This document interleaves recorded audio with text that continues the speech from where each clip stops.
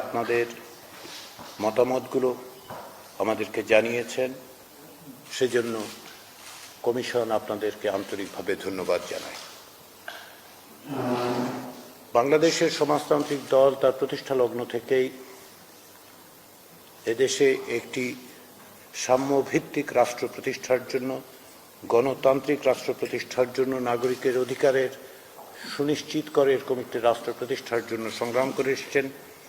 তারই ধারাবাহিকতায় আপনারা ফ্যাসিবাদ বিরোধী সংগ্রামে গত 16 বছর যাবৎ যুক্ত থেকেছেন। আমরা মনে করি যে আজকে বাংলাদেশে যে নতুন পরিস্থিতি তৈরি হয়েছে তা দীর্ঘ সংগ্রামের ফল।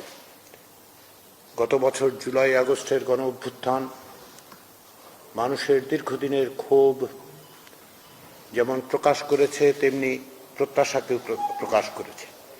বাংলাদেশের মানুষ চান যেন বারবার বাংলাদেশে এরকম ফ্যাসিবাদের উত্থান না ঘটে, যেন আমরা এমন একটি ব্যবস্থা, এমন একটি রাষ্ট্র তৈরি করতে পারি যে রাষ্ট্রে সকলের সমান অধিকার থাকবে, নাগরিকের অধিকার সুনিশ্চিত হবে, যেন আমরা ভিন্ন মতকে সহ্য করতেই শুধু পারি না, সেই মতকে শ্রদ্ধাও করতে পারি।